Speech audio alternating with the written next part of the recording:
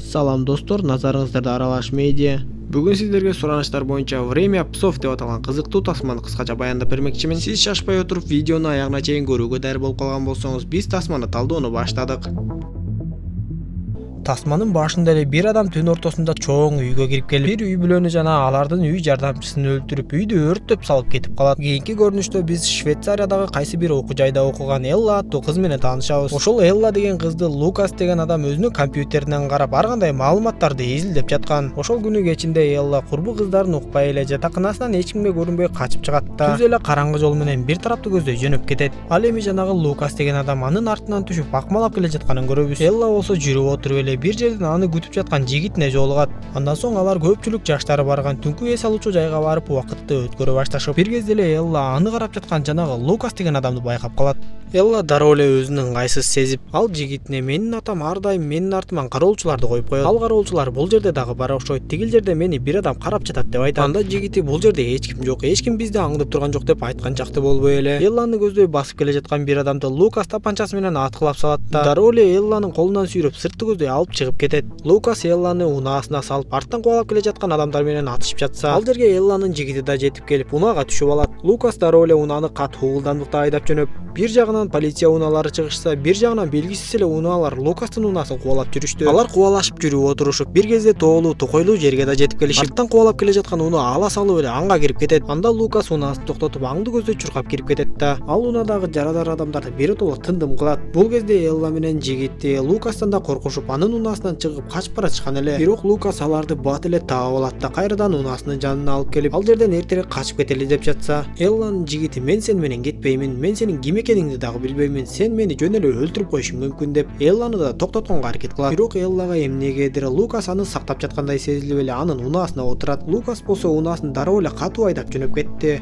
Ал Эллага бизди көп адамдар өлтүрүү үчүн издеп жүрүшөт деп айтып эле Элланы унаага жашырат да Швейцариянын чек арасынан өтүп кетишет. Жертөлөөдөгү унаа токтотуучу жайга унаасын токтотуп, башка унаанын терезесин ачып, аны оңой эле от алдырып алат да эми Элланы кайрадан жүк салуучу жака жашырмакчы болуп, сени өлтүргүсү келип жаткан адамдар бүткүл киши өлтүргүчтөрдү гана эмес, полицияларды кошо сатып алып койгон. Ошондуктан сен азыр эч кимге көрүнбөшүң керек деп аны көндүрөт да аны унаасынын аркасына салып койгондон кийин өзү колуна бир нерселерди сайып жатканын көрөбүз. Ошентип жол жүрүп отуруп Лукас бир үйгө келет да ал үйдүн ичине кирип эч кимдин жок экендигин текшерип, андан соң дароо эле аны жалдаган адам Эдисонго телефон чалат. Эдисон Лукаска мен сенден негедир шек санап тургам, ошон үчүн артыңан адамдарды жөнөттүм. Айткандай эле сен Элланы өлтүргөн жоксуң. Мен сага түшүнбөй жатам, же эмне ал сага өз кызыңды элестетип жатабы деп дейишип, мен Элланы кармоо үчүн көп адамдарды жөнөттүм. Сен болсо бул ишке көп аралашпай, кызды коргогонуңду токтот деп айтат. Анда Лукас Эдисонго суроо берип, сен кыздын ата-энесин өлтүрттүң, эми кызында эмне күнөө десе, анда Эдисон Лукаска жооп кайтарып, кыздын ата-энеси менин компаниямдын өсүшүнө чоң тоскоолдук жаратты жана өз өмүрлөрү менен кош айтышты. Бирок мен анын кызын дагы өлтүрөм. Бул башкалар үчүн чоң сабак болот. Ошентип менин карьерамдын өсүшүнө башкалар тоскоолдук кылуудан коркуп калышат деп айтат. Андан кийин Лукас унаанын аркасындагы Элланы чыгарып үйгө киргизип, Элла болсо дароо эле бир бөлмөгө кирип телефонду алып атасына чалганга аракет кылат. Бирок атасынын ордуна телефонду тергөөчү алып, Элланын ким менен жүргөнүн сурап билет да ал адамдын абдан коркунучтуу экенин айтып, ал жактан тезирээк качып кет деп айтат. Эми Элла Лукастан аябай корко баштап, ал Лукастын акчага жалданган киши өлтүргүч экенин билип калат. Лукас ага Эдисон жөнүндө айтып берип, анан да ата-энесинин өлгөнү жөнүндө кабарлап, ата-энеңди өлтүрткөн Эдисон эми сени да өлтүрүүнү каалап жатат. Ушундай жол менен ал башкаларга да сабак болсун деп жатат деп түшүндүрүп, бирок Элланы өлтүрүүгө такыр эле колу барбай коет. Элла болсо үйдөн чыгып качып жөнөдү. Көрсө жанагы тасманын башындагы өлтүрүлгөн адамдар Элланын ата-энеси болчу экен. Көп өтпөй эле Лукас Элланы кайрадан таап келет. Ал Элланы токтотуп, мен сени өлтүрөйүн деген такыр эле оюм жок деп айтып, шашпай олтуруп сүйлөшүүгө чакырат. Ал экөө бир жерде отуруп сүйлөшүп, Лукас Эллага сени өлтүрүү үчүн көптөгөн адамдар издеп жүрүшөт. Эми Эдисон сен эле эмес, мени дагы өлтүрүүгө буйруптур. Экөөбүздүн тең өмүрүбүз кылдын учунда деп түшүндүрүп жатса, ал жерде кайрадан баш кесерлер пайда болуп эле атыш башталып кетет.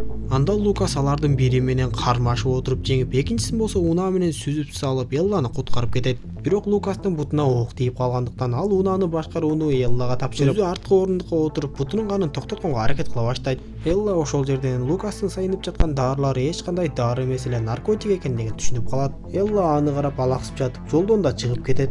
Поезд күтүп отурушканда Лукас бирөөгө телефон чалып, көрсө Лукастын аялы жана кызы бар экен жана Лукас аларга көптөн бери бара элек окшойт. Алар поездге отурушканда поезддин ичинен дагы бир кыз түшкөнүн көрөбүз. Көрсө ал Лукастын эски таанышы экен жана аны Лукас чакырыптыр. Ал дароо эле Лукастын бутундагы окту алып дарылап берет.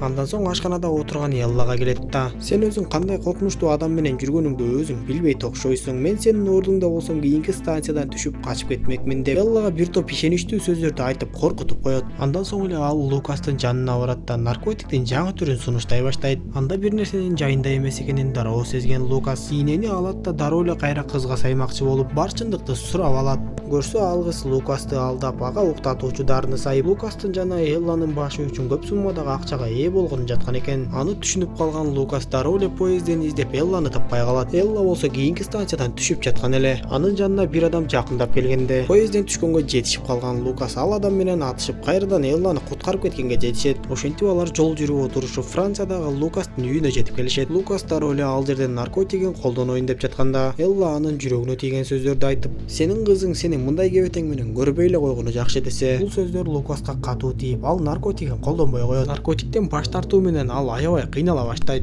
Ошондо Эллага бир ой келип, "Сен жалданма өлтүргүчсүң да. Менин эсебимде атам которуп койгон көп суммадагы акча бар. Мен ал акчаны сага берем жана Эдисонду өлтүрүүгө буйртма берем" десе, анда Лукас ага Эдисонду өлтүрүү өз өмүрүңдү кыюу менен барабар. Мен Эдисонду өлтүргөн күндө да баары бир анын жан жоокөрлөрү мени өлтүрүп коюшат деп айтат. Андай сөздөрдү уккан Элла Лукастын тапанчасын алат да үйдөн чыгып кетип калат. Ал дароо эле жанагы Эдисондун бийик имараттуу компаниясына чыгып барат да Эдисонго келгенин айтып эле, бирок Эдисон чыгып келгенде аны тапанча менен атууга жетишпей калат. Көрсө ал Эдисонду өз колдору менен өлтүрүүгө келген экен. Ал дароо эле имараттан качып жөнөп, бирок кармалып калат. Ал эми Лукастын артынан дагы баш кесээрлер келип, Лукас алар менен кармашып, акыры ал жерге келген баягы эски тааныш кызын дагы өлтүрүп тынат.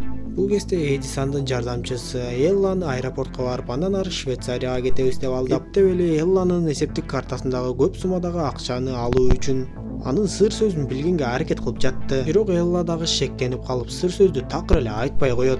Анда ал аял Элланы дароо эле бир жерге алып келип каматып салат. Ал эми Эдисон Лукаска телефон чалып, ал Элланы кармап алганын, ал азырынча тирүү экендигин айтып, "Эми сен бошсуң, кайда барсаң айда бар" дегендей кылып коет. Бирок ал Лукасты кызды куткаруу үчүн келет деп ойлобосо керек. Лукас кароолчуларды бир көз ирмемде жайлайт да Эдисондун хан сарайдай болгон ордосуна кирип барат. Эч нерседен камсынабай отурган Эдисон бөлмөсүнө кирип куралын алганга жетишпей калды. Лукас Эдисонду туткундап алат да Элланы көздөй жертөлөөгө түшүшөт. Лукас Элланы бошоттурат, бирок атышуу башталып кетет. Эдисондун жан жоокөрү Элланы кармап алат да аны тапанча менен жарыдар кылат. Ошол эле учурда ал жерге Лукас жетип келип, аны менен бир топко чейин кармашып отуруп, акыры аны жеңип чыгат. Бирок бул кезде Эдисон куралы менен Лукасты бутага алып калган эле. Бирок ал Лукасты атканчакты жарадар болуп калган Элла Эдисондун өзүн атканга жетишет. Ал атасы үчүн өч алып, Эдисонду кайра аткылап салат. Ошентип ал жерге тез жардам жана полиция келип, дарыгерлер Элланын өмүрүн сактап калышты. Ал эми тасманын аягында Лукас аялы жана кызына жолугууга келгенин көрөбүз. Тасма ушундайча соңуна чыгат достор. Видео жаккан болсо мага жакты белгисин басып, дос тааныштарыңыз менен бөлүшүп койгонду унутпаңыз. Дагы бир кызыктуу тасмадан жолугушканча саламатта болуңуздар.